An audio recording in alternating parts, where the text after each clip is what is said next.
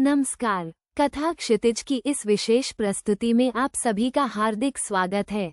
आज हम एक ऐसे पर्व की गहराइयों में उतरने वाले हैं जो सिर्फ एक त्योहार नहीं बल्कि अनंत काल से चली आ रही एक गहन आध्यात्मिक यात्रा का प्रतीक है, महाशिवरात्रि।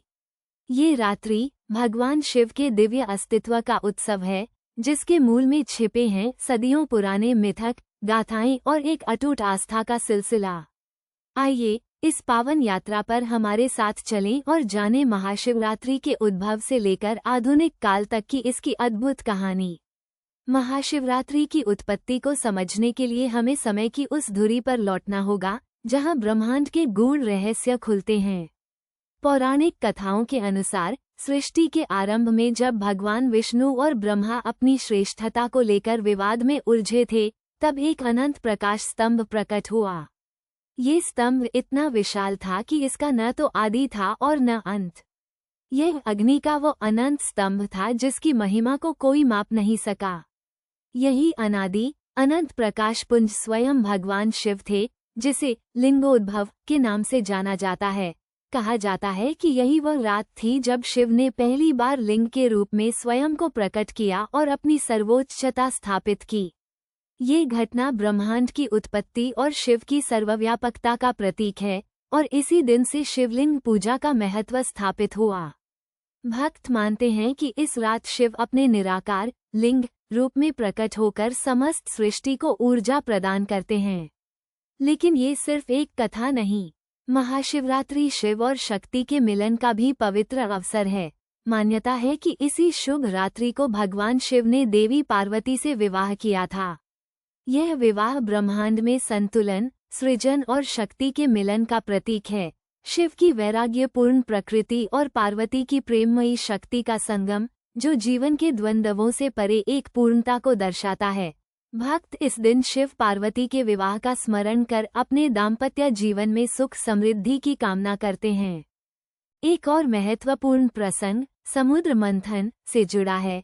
जब देवताओं और असुरों ने मिलकर अमृत के लिए समुद्र मंथन किया, तो उसमें से हलाहल नामक भयंकर विष निकला, जो पूरी सृष्टि को नष्ट करने की क्षमता रखता था।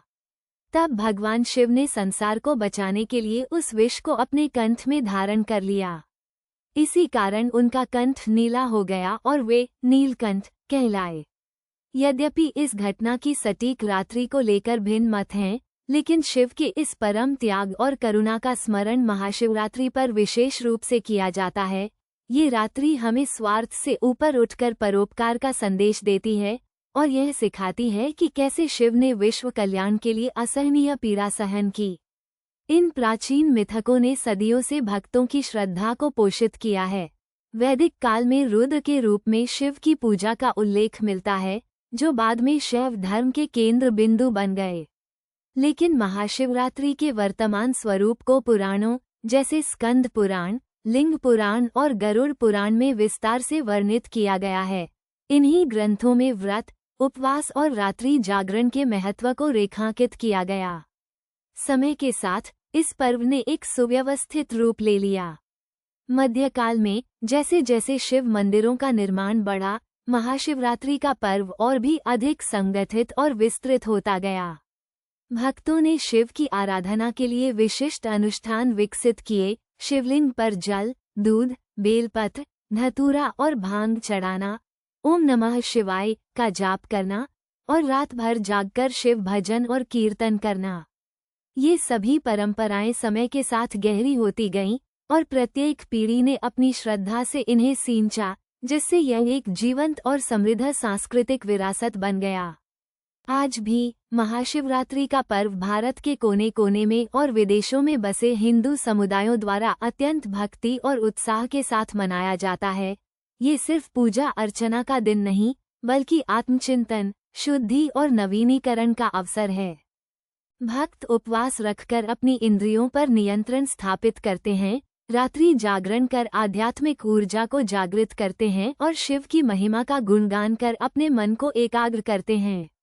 इस रात को ब्रह्मांडीय ऊर्जा अपने चरम पर होती है, जो आध्यात्मिक साधना के लिए अत्यंत अनुकूल मानी जाती है। ये रात्रि हमें ये याद दिलाती है कि अंधकार पर प्रकाश की, अज्ञान पर ज्ञान की और मृत्यु पर अमरता की विजय हमेशा होती है। महाशिवरात्रि एक ऐसा पर्व है जो हमें सृष्टि के आरंभ से लेकर आज तक शिव की अनंत कृपा, शक्ति और प्रेम का स्मरण कराता है। ये हमें सिखाता है कि जीवन के विष को भी शिव की कृपा से अमृत में बदला जा सकता है। कथा क्षितिज की ओर से हम कामना करते हैं कि यह महाशिवरात्रि आपके जीवन में शांति, समृद्धि और आध्यात्मिक जागृति लाए। ओम नमः शिवाय।